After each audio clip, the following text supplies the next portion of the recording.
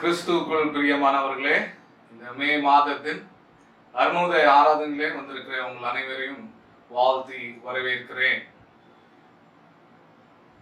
பூமியின் குடிகளே, எல்லோரும் கர்த்தரை கம்பீரமாய் பாடுங்கள், மகிழ்ச்சியோடு கர்த்தருக்கு ஆராதனை செய்து ஆனந்த சித்தத்தோடு அவர் சந்நிதியின் முன் வாருங்கள். நாம் ஜெபம் செய்வோம்.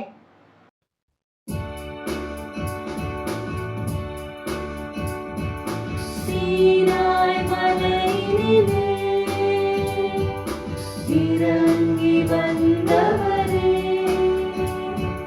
சீனாய் மலையினிலே இறங்கி வந்தவரே, ஆத்மதாகம் தீர்க்க வாரும் இந்த வேளையிலே,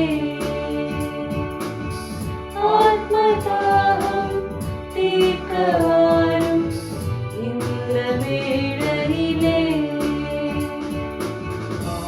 ஆவியானவரே, அன்பின் ஆவியானவரே, இப்போ வாரும், இறங்கி வாரும் எங்கள் மத்தியிலே, இப்போ வாரும், இறங்கி வாரும் எங்கள் மத்தியிலே.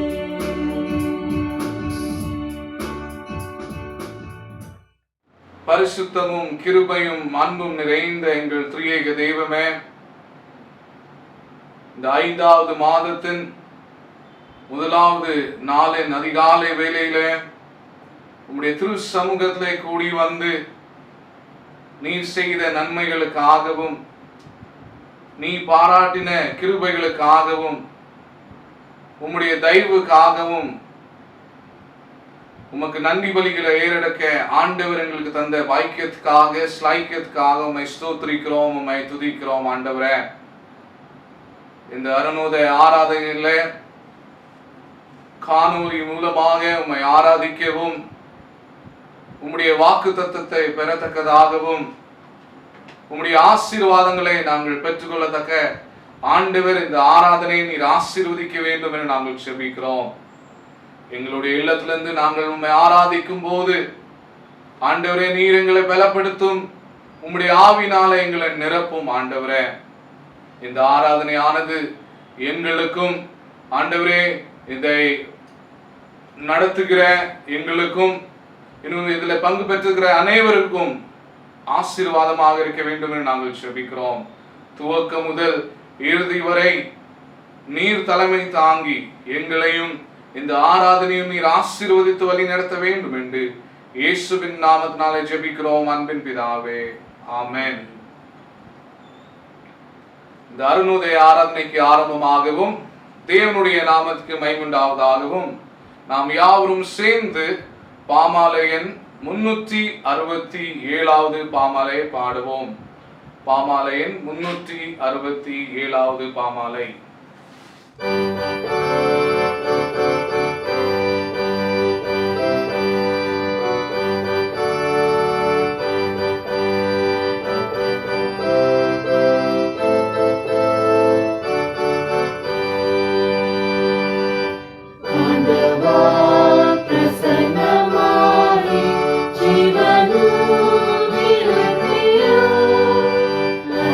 காட்டும் தசமே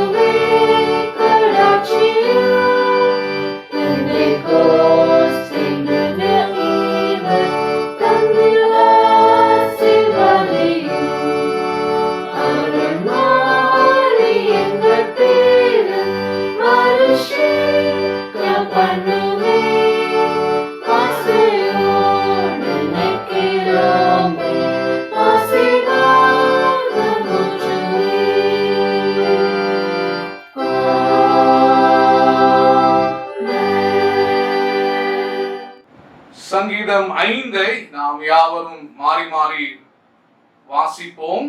சங்கீதம் 5 நாம் முறை முறையாக படிப்போம். We will read Psalm 5 responsively. கர்த்தாவே, என் வார்த்தைகளுக்கு செவிகொடும், என் தியானத்தை கவனியும். நான் உம்மிடத்தில் விண்ணப்பம் பண்ணுவேன். என் ராஜாவே, என் தேவனே, என் வேண்டுதலின் சத்தத்தை கேட்டருளும். கர்த்தாவே, காலையிலே என் சத்தத்தை கேட்டருள்வீர். காலையிலே உமக்கு நேரே வந்து ஆயத்தமாகி காத்திருப்பேன். நீர் துன்மார்க்கத்தில் பிரியப்படுகிற தேவன் அல்ல, தீமை உம்மிடத்தில் சேர்வதில்லை. வீம்புக்காரர் உம்முடைய கண்களுக்கு முன்பாக நிலை நிற்க மாட்டார்கள். அக்கிரமக்காரர் யாவரையும் வெறுக்கிறீர். பொய் பேசுகிறவர்களை அழிப்பீர். இரத்த பிரியனையும் சூதுள்ள மனுஷனையும் கர்த்தர் அருவருக்கிறார். நானோ உமது மிகுந்த கிருபையினாலே உமது ஆலயத்துக்குள் பிரவேசித்து உமது பரிசுத்த சன்னதிக்கு நேரே பயபக்தியுடனே பணிந்து கொள்வேன். கர்த்தாவே, என் சத்துருக்களின் நிமித்தம் என்னை உம்முடைய நீதியிலே நடத்தி எனக்கு முன்பாக உம்முடைய வழியை செவ்வைப்படுத்தும். அவர்கள் வாயில் உண்மையில்லை, அவர்கள் உள்ளம் கேடுபாடுள்ளது. அவர்கள் தொண்டை திறக்கப்பட்ட பிரேத குழி, தங்கள் நாவினால் இச்சகம் பேசுகிறார்கள். தேவனே, அவர்களை குற்றவாளிகளாக தீரும். அவர்கள் தங்கள் ஆலோசனைகளாலேயே விழும்படி செய்யும். அவர்கள் துரோகங்களினுடைய திரட்சி நிமித்தம் அவர்களை தள்ளிவிடும். உமக்கு விரோதமாய் கலகம் பண்ணினார்களே. உம்மை நம்புகிறவர்கள் யாவரும் சந்தோஷித்து என்னாலும் கெம்பீரிப்பார்கள். நீர் அவர்களை காப்பாற்றுவீர். உம்முடைய நாமத்தை நேசிக்கிறவர்கள் உம்மில் களி கூறுவாராக. கர்த்தாவே, நீர் நீதிமானை ஆசீர்வதித்து காருண்யம் என்னும் கேடகத்தினால் அவனை சூழ்ந்து கொள்ளுவீர்.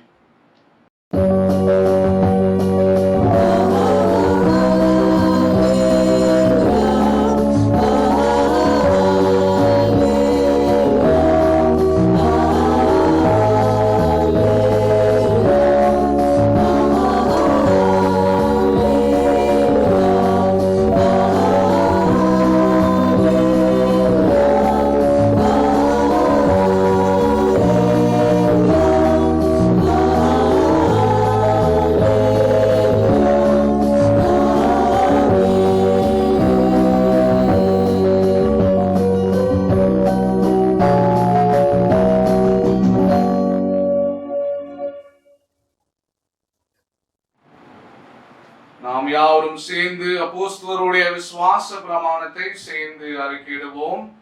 We shall affirm our faith through the Apostolic Creed. வானத்தையும் பூமியும் படைத்த சர்வ வல்லமையுள்ள பிதாவாகிய தேவனை விசுவாசிக்கிறேன். அவருடைய ஒரே குமாரனாகிய நம்முடைய நாதர் இயேசு கிறிஸ்துவை விசுவாசிக்கிறேன். அவர் பரிசுத்த ஆவியினாலே கன்னிமரியாளிடத்தில் பிறந்தார். போந்து பிலாத்தின் காலத்தில் பாடுபட்டு சிலுவையில் அறையுண்டு மரித்து அடக்கமனப்பட்டு பாதாளத்தில் இறங்கினார். 3ஆம் நாள் மரித்தோடு எழுந்தினார். பரலோகத்தில் ஏறி சர்வ வல்லமையுள்ள பிதாவாகிய தேவனுடைய வலது பாஸ்டர் விற்றிருக்கிறார். அவிடத்திலிருந்து உயிருள்ளவரையும் மரித்தோரையும் நியாயந்திருக்க வருவார். பரிசுத்த ஆவியை விசுவாசிக்கிறேன். பொதுவாயிருக்கிற பரிசுத்த சபையும் பரிசுத்தவான்களுடைய ஐக்கியமும் பாவ மன்னிப்பும் சரீர உயிர்த்தெழுதலும் நித்திய ஜீவன் என்று விசுவாசிக்கிறேன். ஆமென்.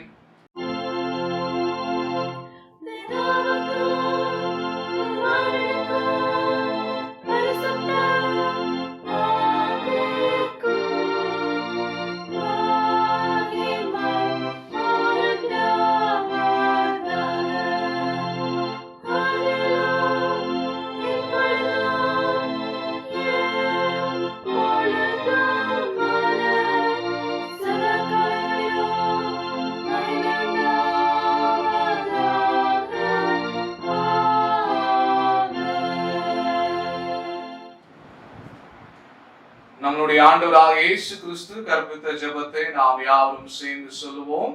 We will say the Lord's Prayer together.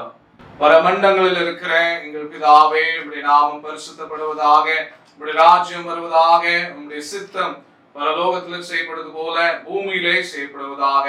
அன்றுள்ள அப்பத்தை எங்களுக்கு தாரும்.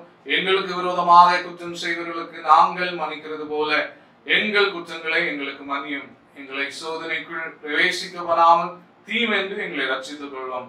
ராஜ்யமும் வல்லமையும் மகிமையும் என்றென்றைக்கும் உடையவைகளே. ஆமென். அன்பான திருச்சபையரே, இந்த மே மாதத்தின் அருணோதய ஆராதனையின் சிறப்பு செய்தியாளராக கோவால இருக்கிற பஞ்சிம் மெத்தடிஸ்ட் இங்கிலீஷ் திருச்சபையோட போதகர் அருள் திரு டேவிட் லிவிங்ஸ்டன் அவர்கள் இந்த நாளிலே நமக்கு தெய்வ செய்தியை தருவார்கள். அவர்கள் கோவாவோட டிஸ்ட்ரிக்ட் சூப்பரிண்டென்டென்ட் ஆக மெத்தடிஸ்ட் சர்ச் இன் இந்தியாவில ஊழியம் செய்து வருகிறார்கள். அவர்களை இந்த காலை வேளையிலே நம்முடைய திருச்சபையின் சார்பாக வாழ்த்தி வரவேற்கிறோம்.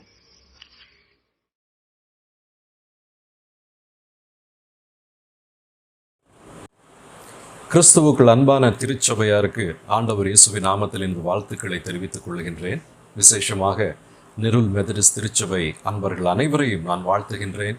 இந்த நாளிலே, இந்த மாதத்தின் முதல் நாளின் காலையிலே வாக்குத்தத்த வார்த்தையை உங்களோடு கூட பகிர்ந்து கொள்ளும்படியாக கிடைத்த வாய்ப்பிற்காக ஆண்டவரை துதிக்கின்றேன்.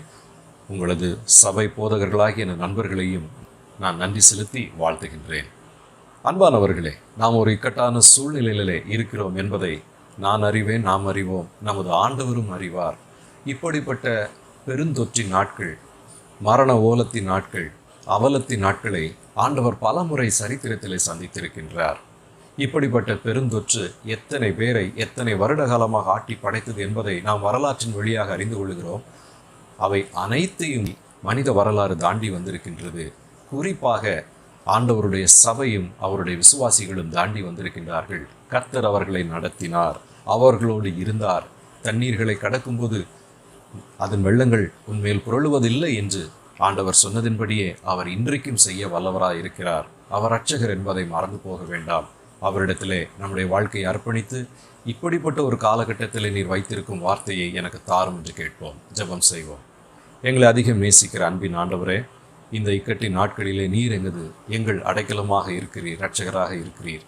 உமது வார்த்தையை தியானிக்கும் போது உங்களுடைய வாக்குத்தத்தங்களை எங்களுக்கு காட்டியருளும், எங்களோடு பேசும், எங்களை நடத்தும். ஆண்டவர் இயேசுவின் மூலம் ஜெபிக்கிறோம் பிதாவே, ஆமென். அன்பானவர்களே, இன்றைய தினத்திலே உங்களோடு நான் தெரிந்து கொள்ளும்படியாக சங்கீதம் 106 தெரிந்து கொண்டிருக்கிறேன். இந்த அதிகாரத்திலிருந்து ஆண்டவர் என்னோடு இடைப்பட்ட ஒரு சில காரியங்களை உங்களோடு பகிர்ந்து கொள்ள விரும்புகின்றேன். சங்கீத புத்தகம் நம் அனைவருக்கும் பிடித்த புத்தகம், அதிகமாக செய்திகள் பிரசங்கிக்கப்படும் புத்தகம். ஆண்டவர் யார் என்பதை அனுபவபூர்வமாக உணர்ந்து எழுதப்பட்ட வார்த்தைகளும் ஜெபங்களும் நிறைந்த ஒரு புத்தகமாக காணப்படுகின்றது. சங்கீதம் 106 அப்படிப்பட்ட ஒரு விசேஷம் உடையதுதான். இந்த சங்கீதம் 106 ஒரு அருமையான தலைப்பு உள்ளாக காணப்படுகிறது. அது என்னவென்றால், ஆண்டவர் இரட்சகர் என்பதை. சங்கீதம் 106 முதல் வசனம், அல்லேலுயா, கர்த்தரை துதியுங்கள், அவர் நல்லவர், அவர் கிருபை என்றும் உள்ளது என்று தொடங்குகின்றது. கிறிஸ்தவர் அல்லாத மார்க்கத்தை சேர்ந்தவர்கள் ஒருவேளை சிலை வழிபாட்டு பழக்கத்தை உடையவர்களாக இருந்தால் ஒரு சிலையை முன்பதாக வைத்து தங்களுடைய ஜெபத்தை, விண்ணப்பத்தை ஆரம்பிப்பார்கள். அப்படித்தானே? ஆண்டவர் உருவம் இல்லாதவர், ஆனால் அவர் அற்புதமான குணாதிசயங்கள் உடைய தேவன். பிரியமானவர்களே, ஒரு சிலையை பார்க்கும்போது அது அருள் வடிவம் உடையதாக காணப்படலாம், இல்லது பயங்கர தோற்றத்தை உடையதாக காணப்படலாம். மனிதனுக்கு இறைவன் எப்படியெல்லாம் தோற்றம் அளிக்கிறார் என்று கற்பனைகள் ஏற்படுகிறதோ அப்படியெல்லாம் அந்த சிலைகளை வடித்திருப்பார்கள். ஆனால் இந்த அதிகாரம் எப்படி ஆரம்பிக்கின்றது? உருவமில்லாத தேவனுடைய உண்மை முகத்தை இங்கே முன்பதாக வைத்து சங்கீதக்காரன் இந்த வார்த்தைகளை ஆரம்பிக்கின்றார். இந்த முதல் வசனத்திலே ஆண்டவருடைய உருவம் நமக்கு தென்படுகிறது. ஆம், இறைவன் என்ற உடனே, ஆண்டவர் என்ற உடனே நமக்கு நினைவுக்கு வர வேண்டியது கர்த்தர், அவர் நல்லவர், அவர் கிருபை என்றும் உள்ளது. இப்படித்தான் ஆண்டவர் தம்முடைய உருவம் என்ன என்பதை நமக்கு தெரிவித்திருக்கின்றார். இப்படிப்பட்ட ஒரு உருவம் உடையவராக அவர் இருப்பதினால்தான் அவரை நாம் துதித்து ஆராதிக்க தொடங்க முடிகின்றது. பிரியமானவர்களே, நம்முடைய ஆத்துமாவிலே அவருடைய உருவத்தை நாம் காண முடியும். அது என்ன உருவம்?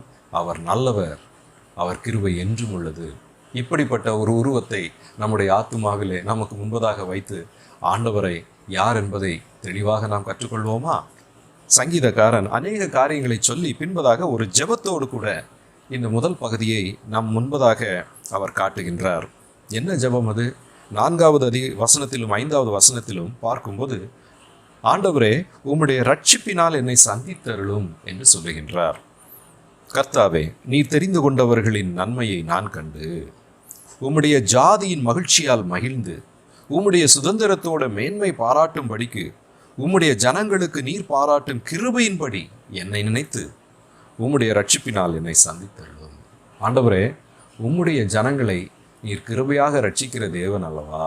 அவர்கள் எப்போதும் மகிழ்ச்சியாய் இருக்க வேண்டும் என்று அநேக காரியங்களை நீர் செய்கிற தேவன் அல்லவா? அப்படிப்பட்ட தேவனே, என்னை நீர் ரட்சித்தருளும் என்று அவரிடத்திலே ஒரு ஜெபத்தோடு இந்த அதிகாரத்தை ஆரம்பிக்கின்றார். ஆண்டவருடைய உருவத்தை அவர் நல்லவர், கிருபை உள்ளவர் என்று பார்த்தவர் இப்பொழுது எங்களை ரட்சியும் ஆண்டவரே, நாங்கள் இக்கட்டிலே இருக்கிறோம், கஷ்டத்திலே இருக்கிறோம் என்று அவருடைய ரட்சிப்பின் குணாதிசயத்தை முன்வைத்து ஒரு ஜெபத்தை எடுக்கிறார். ஏன் தெரியுமா? அவர் ரட்சகர் என்பதை தாவீது அறிந்திருந்தார். பிரியமானவர்களே, இந்த நாளிலே நமக்கு ஒரு பெரிய ஆசீர்வாதம் என்ன?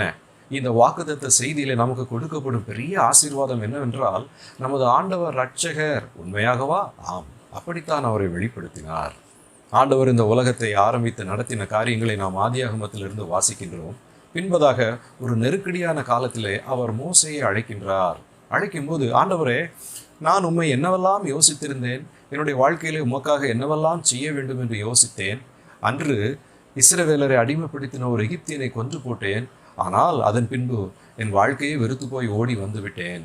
நீர் ஒருவர் இருக்கிறீரா இல்லையா என்பதை கூட நான் இன்று ஒரு சந்தேகத்தோடு நினைத்து அதை மறந்து வாழ்ந்து கொண்டிருக்கின்றேன். இப்பொழுது நீர் உம்மை வெளிப்படுத்துகிறீரே, நீர் யார் என்று எனக்கு இப்பொழுது தெளிவாக சொல்லும். நீர் யார்? உம்முடைய பெயர் என்ன? அவர்கள் கேட்டால் உம்முடைய பெயரை நான் என்னவென்று சொல்வேன் என்று கேட்கும்போது அவர் சொல்லுகிறார், நான் இருக்கிறவராக இருக்கிறவர், யெகோவா, கர்த்தர் என்று மக்களை விடுவிக்கக்கூடிய ஒரு சூழ்நிலையிலே தான் தன்னை அவர் வெளிப்படுத்துகின்றார். அப்பொழுது மோசே அறிந்து கொண்டது, ஆண்டவருடைய பெயர் இதுவே. அதை ஆண்டவர் தம்முடைய பிள்ளைகளை விடுவிக்கிற ஒரு சூழ்நிலையில்தான் அவர் தெரிவிக்கின்றார். ஆகையினால் அவர் விடுதலையாளர், நம்மை விடுவிக்கின்ற தேவன் என்று ஆணித்தரமாக புரிந்து கொண்டு அதையே ஜனங்களுக்கு அறிவிக்கின்றார் என்பதை பார்க்கின்றோம். பிரியமானவர்களே, மக்களுக்கு விடுதலை வேண்டிய ஒரு சூழ்நிலையில்தான் தன்னை ஒரு விடுதலையாளராக, லிபரேட்டராக வெளிப்படுத்தினார் ஆண்டவர் முதன்முறையாக. மட்டுமல்ல, புதிய ஏற்பாட்டிலே வரும்போதும் அப்படியே தன்னை இரட்சகர் என்று அறிமுகப்படுத்துகின்றார். அவருக்கு இயேசு என்று பெயரிடுவாயாக, ஏனெனில் அவர் தமது ஜனங்களின் பாவங்களை நீக்கி அவர்களை ரட்சிப்பார், அவர்களை காப்பாற்றுவார், அவர்களை விடுதலை செய்வார் என்று தன்னை ஒரு விடுதலையாளராக, இரட்சகராகத்தான் இந்த உலகத்திலே ஆண்டவர் வெளிப்படுத்தினார். அப்படி என்றால் நாம் இன்று தெரிந்து கொள்வது என்னவென்றால், ஆண்டவர் நம்மை ரட்சிப்பவர், இந்த உலகத்திலே நமக்கு விடுதலை கொடுப்பவர், நம்மை பாதுகாக்கிறவர், நமக்கு உதவி செய்கிறவர். எவ்வளவு அருமையான ஒரு வாக்குத்தத்தம்! வாக்குத்தத்தத்தின் தேவன் நம்மோடு கூட இருக்கின்றார். அவர் இரட்சகர் என்பதை நீங்கள் அறிந்திருக்கிறீர்களா? அப்படி என்றால் என்ன செய்ய வேண்டும்? ரட்சியும் என்று மிகுந்த வாஞ்சியோடு அவரிடத்தில் ஜெபிக்க வேண்டும், எதிர்பார்ப்போடு ஜெபிக்க வேண்டும், விசுவாசத்தோடு ஜெபிக்க வேண்டும். ஆம், ஜீவிக்கிற தேவன் அவர், அவர் இரட்சகர்.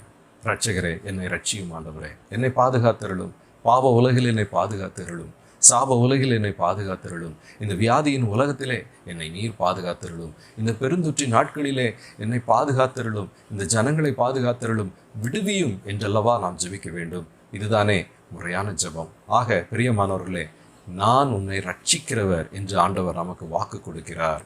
பிரியமானவர்களே, இரட்சகர் என்பதை நாம் அறிந்திருக்கலாம்.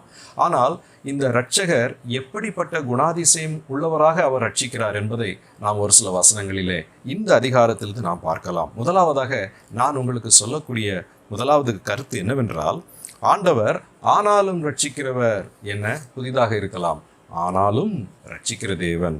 8வது வசனத்தை பாருங்கள்.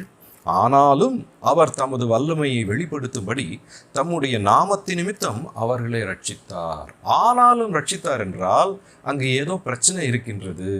அந்த பிரச்சனைகள் இருந்த போதும், அவர் ரட்சிக்கக்கூடிய சூழ்நிலை அங்கே இல்லை என்ற போதும் அவர் தமது பிள்ளைகளை ரட்சித்தார் என்று பார்க்கின்றோம். அது என்ன சூழ்நிலைகள் அங்கே காணப்பட்டது? நாம் பார்க்கும்போது 6வது வசனத்திலிருந்து ஆண்டவருடைய அழைக்கப்பட்ட ஜனங்கள் அவருடைய கரத்தினாலே அழைத்து வரப்படும் போது கூட அவரை எப்படியாக அவருடைய ரட்சிப்பை புரிந்து கொள்ளாமல் வேதனைப்படுத்தினார்கள் என்பதை பார்க்கின்றோம்.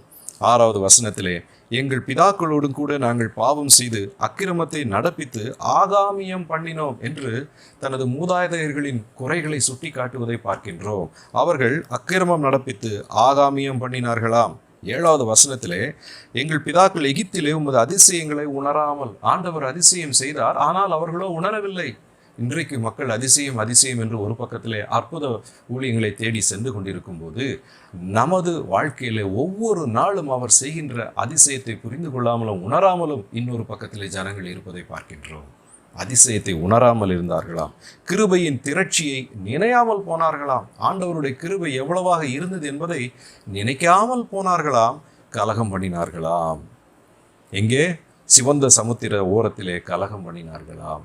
10 வாதைகளை செய்து அற்புதமாக அவர்களை விடுவித்து கொண்டு வரும்போது சிவந்த சமுத்திரத்தை பார்த்த உடனே பயந்து நடுங்கி கலகம் பண்ணினார்களாம். நம்முடைய வாழ்க்கையிலே இந்த உண்மைகள் எல்லாம் காணப்படுகின்றன தானே. அக்கிரமம் செய்கிறோம் அல்லவா, ஆண்டவர் செய்த அதிசயத்தை உணராமல் இருக்கிறோம் அல்லவா, சில வேளைகளிலே நினையாமல் இருந்து கலகம் செய்கிறோம் அல்லவா. அப்படித்தான் அந்த மக்கள் காணப்பட்டார்கள். அப்படி என்றால் ஆண்டவர் நம்மை தண்டித்து நம்மை கை கழுவி விட்டாரா? வேதம் சொல்லுகின்றது, ஆனாலும் அவர் தமது வல்லமை வெளிப்படுத்தும்படி தம்முடைய நாமத்தின் நிமித்தம் அவர்களை ரட்சித்தார். அவர்களை தண்டிக்கவில்லை, ரட்சித்தார். சிவந்த சமுத்திரம் பிரிந்தது என்பதை பார்க்கின்றோம். பிரியமானவர்களே, எத்தனை முறை நாம் ஆண்டவருடைய வாக்குத்தத்தங்களை நாம் அறிந்தவர்களாய் இருந்தும் பல வேளைகளில் அவர்களை வேதனைப்படுத்தி குற்றம் செய்து கலகம் செய்து சோர்ந்து போய் முறுமுறுத்து எவ்வளவாக ஆண்டவரை நாம் துக்கப்படுத்தி இருப்போம். ஆனாலும் இன்றைக்கு அவர் நம்மை ரட்சித்திருக்கின்றார். ஏன் தெரியுமா? அவர் ஆனாலும் ரட்சிக்கிற தேவன். அதுதான் அவர் குணம், அதுதான் அவர் குணநலம். எவ்வளவு பெரிய வாக்குத்தத்தம், எவ்வளவு பெரிய ஆசீர்வாதம். மேலும் அப்படியே நாம் பார்த்து கொண்டு வரும்போது அநேக காரியங்கள் புலப்படுகின்றன. 2வதாக நான் உங்களுக்கு சொல்ல போகும் ரட்சிப்பு எப்படிப்பட்ட ரட்சிப்பு என்றால், அநேகம் தரம் ரட்சிக்கிறவர், அநேகம் தரம் ரட்சிக்கிறவர். 43வது வசனத்தை பாருங்கள். அநேகம் தரம் அவர்களை விடுவித்தார். அப்படி என்றால் என்ன? ஒரு முறை 2 முறை அல்ல, அநேகம் தரம் அவர்களை விடுவித்தார். அப்படி என்றால் இடையிலே விடுவிக்க முடியாத சூழ்நிலையாக மக்கள் பாவம் செய்திருக்கின்றார்கள். ஆனாலும் பல முறை இரக்கமுற்று அவர்களை விடுவித்திருக்கிறார் என்பதை பார்க்கலாம். இந்த வசனங்களை மனதிலே வைத்து 13ஆம் வசனத்திலிருந்து அநேக காரியங்களை அவர் எழுதுகின்றார். என்ன காரியங்கள் என்று பார்க்கலாமா? 13ஆம் வசனத்திலே, ஆண்டவரை அவர்கள் மறந்தார்கள், மட்டுமல்ல அவருடைய ஆலோசனைக்கு அவர்கள் காத்திராமல் வனாந்தரத்திலே இச்சை உள்ளவர்களாகி அவாந்தர வெளியிலே தேவனை பரீட்சை பார்த்தார்கள். எங்களுக்கு இப்பொழுதே மாமிசம் கொடு, நாங்கள் வாழ்ந்த எகிப்திலே அது இருந்தது இது இருந்தது, ஏன் ஆண்டவர் எங்களுக்கு கொடுக்கவில்லை? இதோ நாங்கள் திரும்ப செல்லுகிறோம். ஆண்டவர் அவரிடத்திலே கோபமூட்டுகிறார்கள், பரீட்சை பார்த்தார்கள். அவர்கள் என்ன செய்திருக்க வேண்டும்? ஆண்டவரே, எங்களுக்கு இது தேவைப்படுகிறது, நீங்கள் தருவீரா என்று அவரிடத்திலே கேட்டு அவருடைய ஆலோசனைக்காக காத்திருந்திருக்க வேண்டும். அதை விட்டுவிட்டு அவசரப்பட்டு சண்டை போடுகிறார்கள், கலகம் மூட்டுகிறார்கள். ஆண்டவரை பரீட்சை பார்த்தார்கள். அவருடைய ஆலோசனைக்கு அவர்கள் காத்திராமல் வனாந்தரத்திலே இச்சை உள்ளவர்களாகி அவாந்தர வெளியிலே தேவனை பரீட்சை பார்த்தார்கள். அப்பொழுது மோசேயும் ஆரோனும் அவங்க கிட்ட போய் சொல்றாங்க, ஐயா இப்படிலாம் செய்யாதீங்க, நம்ம ஜெபம் பண்ணுவோம். அப்போ அவர்கள் என்ன செய்கிறார்களாம்? 16ஆம் வசனத்திலே, பாளையத்தில் அவர்கள் மோசேயின் மேலும் கர்த்தருடைய பரிசுத்தவானாகிய ஆரோனின் மேலும் பொறாமை கொண்டார்கள். என்ன, நீ மாத்திரம்தான் கடவுள் புக்கு நெருங்கி இருக்கிறியா?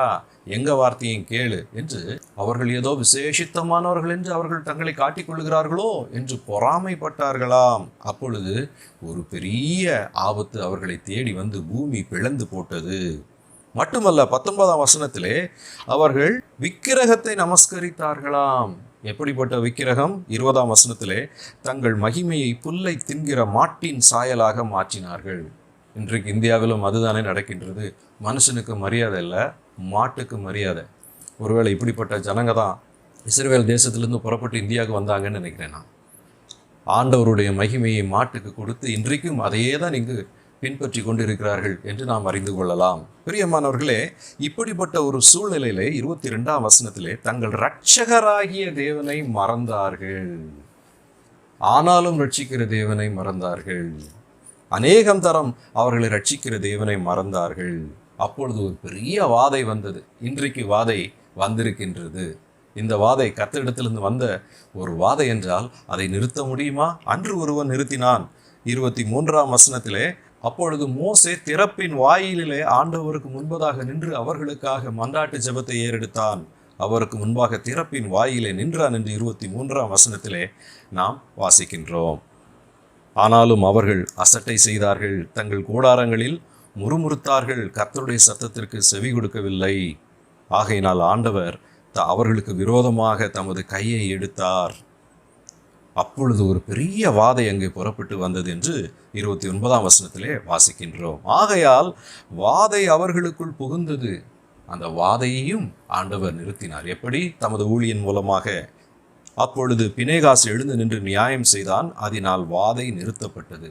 பின்பதாக அடுத்தது, எப்படி அவர்கள் மோசேயை கோபப்படுத்தி அவன் வார்த்தைகளை தாறுமாறாக அவன் பேசும் அளவுக்கு மேரிபா என்று சொல்லப்பட்ட அந்த தண்ணீர் வரக்கூடிய அற்புதம் செய்யக்கூடிய இடத்திலே ஒரு பொல்லாப்பு வரும்படியாக செயல்பட்டார்கள் என்று வாசிக்கின்றோம்.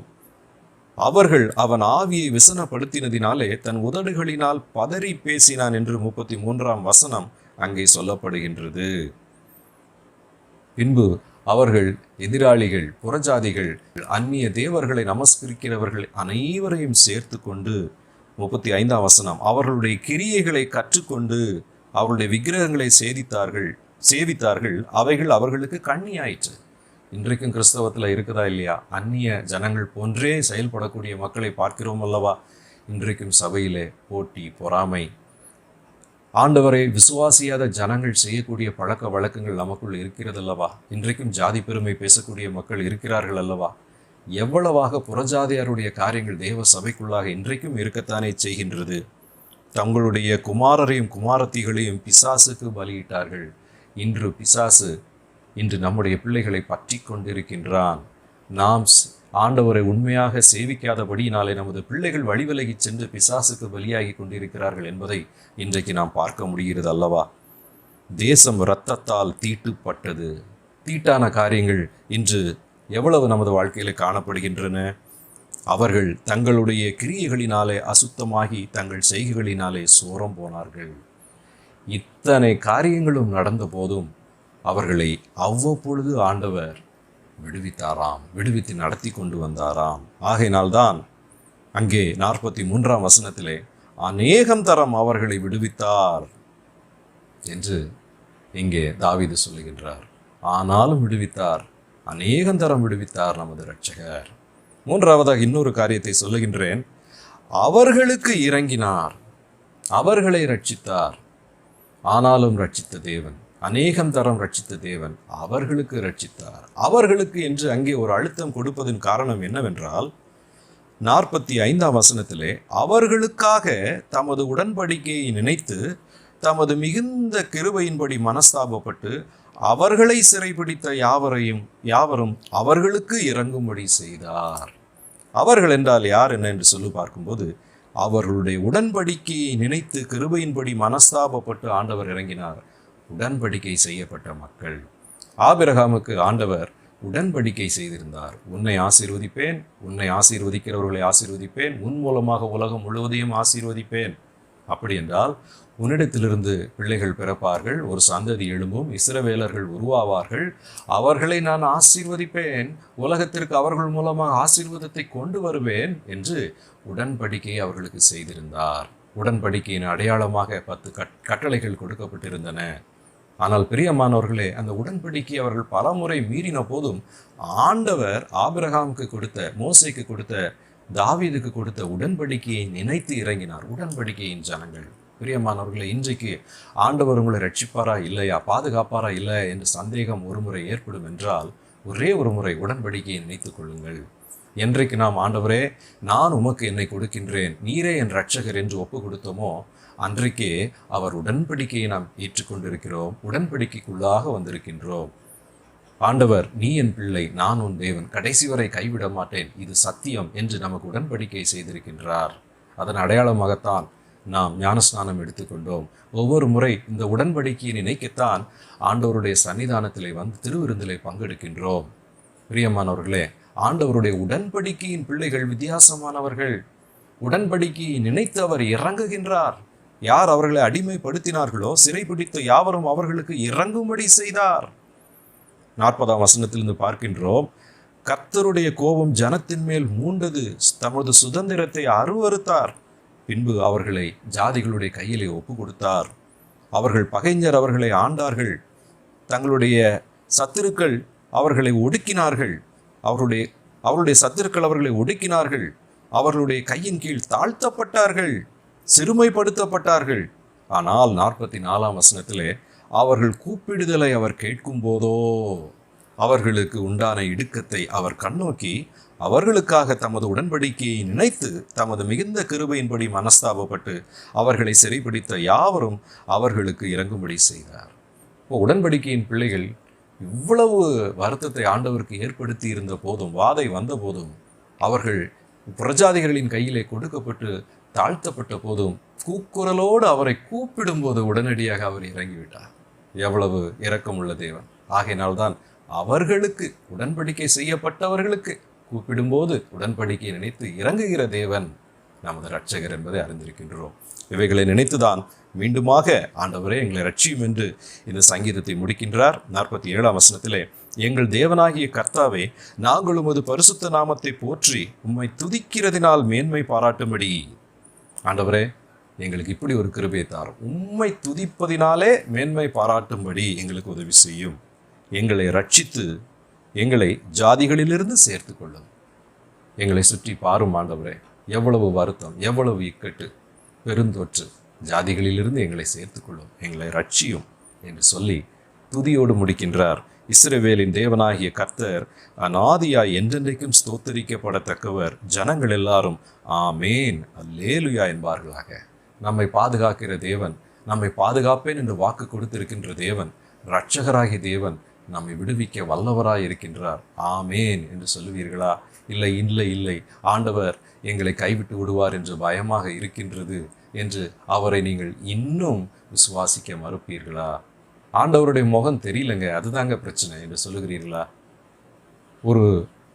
ஒரு அருமையான தாய் கோழி தனது கோழி குஞ்சுகளை, மிகவும் புதிதாக பொரித்த கோழி குஞ்சுகளை அப்படியே வலமாக அழைத்து சென்று கொண்டிருந்ததாம். செல்லுகிற இடங்களிலெல்லாம் தாய்க்கோழியோடு இந்த குஞ்சுகளும் சென்று அந்த இரைகளை கொத்தி கொத்தி தின்ன பழகி கொண்டிருந்தன.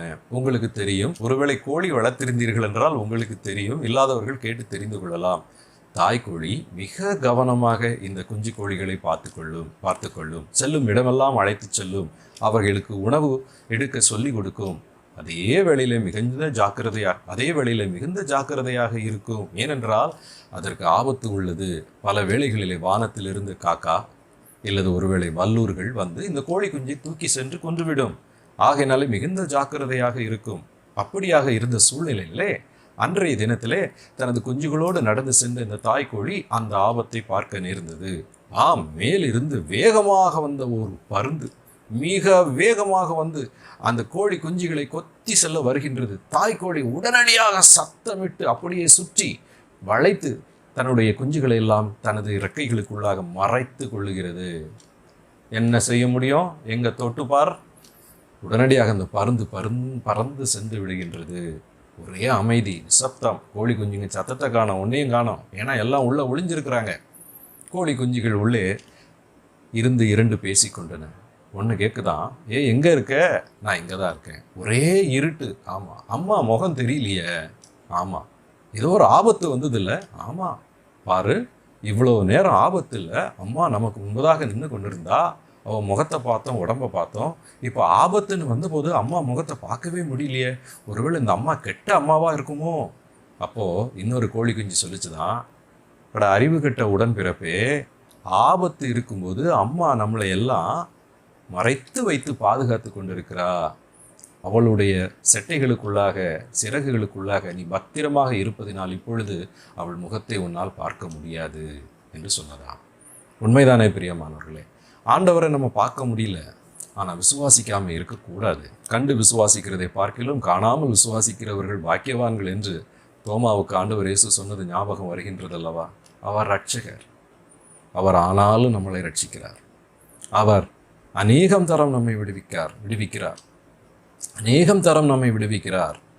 அவர் அவர்களுக்கு, அதாவது தமது உடன்படிக்கையின் பிள்ளைகளுக்கு இரக்கம் செய்கிறார். அன்பானவர்களே, இந்த இரட்சகரை நீங்கள் பற்றிக் கொள்ளுங்கள். நம்மை, ஆண்டவரே நீர் என்னோடு இருக்கிறீர் என்பதை ஒத்துக்கொள்ளுகிறேன், நான் முறுமுறுத்து அவிசுவாசத்தில் வாழ்ந்து உம்மை கோபப்படுத்தின, உமக்கு முன்பதாக நான் செய்த அக்கிரமங்கள் ஆகாமியங்கள் எல்லாவற்றையும் நினைத்து ஒருமுறை கூட மனஸ்தாபப்பட்டு அறிக்கை செய்கின்றேன், என்னை ஏற்றுக்கொள்ளும். நீரே என் இரட்சகர் என்பதை நான் இன்னும் ஒரு முறை புதுப்பித்துக் கொள்கிறேன், உம்மை விசுவாசிக்கிறேன், உம்மை துதிக்கிறேன், உம்மை போற்றுகிறேன், ஆமேன் என்று சொல்லுங்கள். கர்த்தர்தாமே நம்மை ஆசீர்வதிப்பதை நாம் பார்க்க முடியும். ஜெபம் செய்வோமா? எங்கள் அன்பின் ஆண்டவரே, நீ இரட்சகராய் இருக்கிறீர் என்பதை மிகப்பெரிய வாக்குத்தத்தம். ஆண்டவர், உம்மை நாங்கள் காணாமல் இருக்கிறோம், காரணம் எங்கள் அவிசுவாசமே. உம்மை நாங்கள் உணராமல் இருக்கிறோம், காரணம் எங்களது அறியாமையே. எங்களுக்கு நீ இரட்சகராக உம்மை வெளிப்படுத்தி இன்றளவும் நீ ரட்சித்து பாதுகாத்து கொண்டிருக்கிறீர். உம்முடைய ரட்சிப்பிலே பங்கெடுக்க எங்கள் பாவங்களை ஒத்துக்கொண்டு மனம் திரும்பி உம்மை விசுவாசித்து போற்றி நீர் கிருபை உள்ளவர், நல்லவர் என்பதை எப்போதும் உணர்ந்து உம்மை துதிக்க உதவி செய்யும். உடன்படிக்கையை நினைத்து எங்களை ஆசீர்வதியும். ஜபத்தில் இருக்கிற உமது அடியார் ஒவ்வொருவரையும் ஆசீர்வதியும். இந்த மாதம் முழுவதும் நீர் இரட்சகர் என்பதை அவருடைய வாழ்க்கையின் ஒவ்வொரு கட்டத்திலும் உணர்ந்து கொள்ள உதவி செய்யும். அவர்களை பாதுகாத்துக் கொள்ளும். ஆபத்திலிருந்து, நாச மோசங்களில் இருந்து, வியாதிகளில் இருந்து உமது பிள்ளைகளை விடுவித்தருளும். நீர் இரட்சகர் என்பதை நாங்கள் யாவரும் உணர்ந்து அறிந்து உமக்கு எங்களை அர்ப்பணித்து உம்மை துதிக்கிறோம். ஆண்டவர் இயேசுவின் மூலம் ஜெபிக்கிறோம் பிதாவே, ஆமென். கர்த்தருடைய நாமம் மகிமைப்படுவதாக. இந்த வாய்ப்பிற்கு நன்றி செலுத்தி நான் நிறைவு செய்கிறேன். ஆராதனைக்கு இறுதியாக நாம் யாவரும் சேர்ந்து பாமாலையின் 391வது பாமாலையை பாடுவோம். அப்பொழுது நாம் தேவனுக்கு காணிக்கை செலுத்துவோம். பாமாலை 391வது பாமாலை.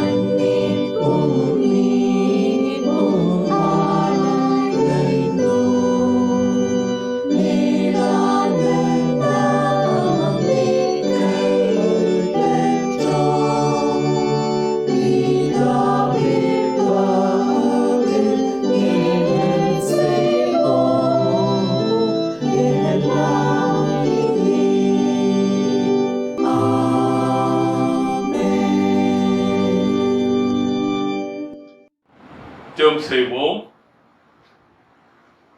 கிருபையுள்ள ஆண்டவரே, தர்மையான 5ஆம் மாதத்தின் முதல் நாளிலே காலை தினத்திலே இந்த அருணோதய ஆராதனையிலே உம்மோடு கூட உறவு கொள்ள நீ தந்த இந்த ஆராதனை வேலைக்காக நாங்கள் நன்றி சொல்கிறோம் சுவாமி. கடந்த 4 மாதங்கள் எத்தனையோ விதமான இடையூறுகள் மத்தியிலே, வியாதி, தொற்று நோய்கள், பலகீனங்கள், இவைகள் எல்லாவற்றின் மத்தியிலும் கூட உம்மை நோக்கின கண்களை நீர் கண்ணோக்கி பார்த்து ஆசீர்வதித்து பாதுகாத்துக் கொண்டீர். அதற்காக நான் நன்றி சொல்கிறோம் சுவாமி. உலகமே அதிர்ந்து கொண்டிருக்கக்கூடிய இந்த நாட்களிலே, கலங்கி கொண்டிருக்கக்கூடிய இந்த நாட்களிலே, கலங்காதே, திகையாதே, நான் உன்னோடு கூட இருக்கிறேன் என்று வாக்கு கொடுத்த ஆண்டவர் தாமே தொடர்ந்து இந்த 4 மாதங்களிலும் இன்னும் கடந்த வருடம் முழுவதுமாய் நீர் எங்களை பத்திரமாய் பாதுகாத்துக் கொண்டதை எண்ணி பார்த்து நாங்கள் நன்றியும் துதியும் ஸ்தோத்திரத்தையும் மேலெடுக்கின்றோம். ஆண்டவரே, இந்த 5வது மாதமும் உம்முடைய கிருபையினால் எங்களுக்கு அருளப்பட்ட ஒரு மாதம். இந்த மாதத்திலும் ஆண்டவரே, எங்களுடைய போக்கு வரத்தை எல்லாவற்றையும் பாதுகாத்து தர உம்மை நோக்கி கெஞ்சி நிற்கின்றோம். இன்னும் எங்களுடைய கையின் பிரயாசத்தை ஆசீர்வதித்து தர நாங்கள் கெஞ்சுகின்றோம். ஆண்டவரே, அநேகருக்கு வேலை இல்லாத சூழ்நிலைகள், இன்னும் பண கஷ்டங்கள், இன்னும் குடும்பத்திலே பிரச்சனைகள், இவைகள் எல்லாம் இருந்த போதிலும் இவைகள் எல்லாவற்றின் மத்தியிலும் எங்களை காத்து வழிநடத்தக்கூடிய இம்மானுவேலின் தேவனே, நீதாமே இந்த 5ஆம் மாதத்தை எங்களுக்கு ஆசீர்வாதத்தின் மாதமாய் மாற்றித்த நாங்கள் கெஞ்சுகிறோம். இந்த நாளிலே நாங்கள் கேட்ட செய்தி கேட்ட பிரகாரமாய் கர்த்தரையே நம்பி நாங்கள் ஜீவிக்க எங்களுக்கு நீர் உதவி செய்ய நாங்கள் கெஞ்சில் இருக்கிறோம். நீர் தொடர்ந்து நீர் வழிநடத்தும், காத்துக்கொள்ளும். ஆண்டவர் தந்த ஆசீர்வாதங்களிலிருந்து ஒரு சிறு பகுதி அன்பின் காணிக்கையாக நாங்கள் தாழ்த்தி படைத்திருக்கின்றோம்.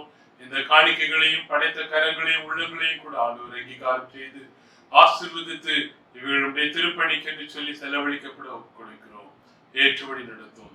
நாம் துதியை மகிமை எல்லாவற்றையும் உமக்கே செலுத்தி இயேசு கிறிஸ்துவின் மூலமாக எங்களுடைய ஜெபத்தை ஏறெடுக்கிறோம் பிதாவே.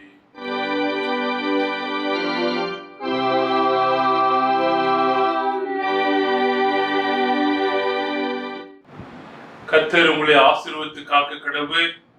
கர்த்தர் தம்முடைய முகத்தை உங்கள் மேல் பிரகாசிக்க பண்ணி உங்கள் மேல் கிருபையாயிருக்க கடவுள். கர்த்தர் தம்முடைய முகத்தை உங்கள் மேல் பிரசன்னமாக்கி உங்களுக்கு சமாதானத்தை கட்டளையிட கடவுள்.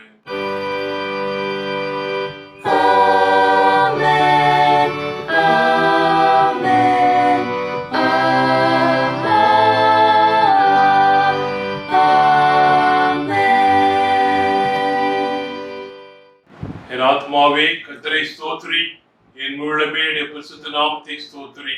என் ஆத்மாவே கர்த்தரை ஸ்தோத்திரி, அவர் செய்த சகல உபகாரங்களை மறவாதே. ஆமென். எல்லா நன்மைக்கும் காரணம், எல்லாரும் போற்றும் ஆரணா, நல்லநாதா, நல்லவேந்தா, பல்லாப்பை போக்கும் பேமன்னா, பல்கோடி நன்றி பூரணா. ஹல்லேலூயா, ஹல்லேலூயா, ஹல்லேலூயா, ஹல்லேலூயா, ஹல்லேலூயா.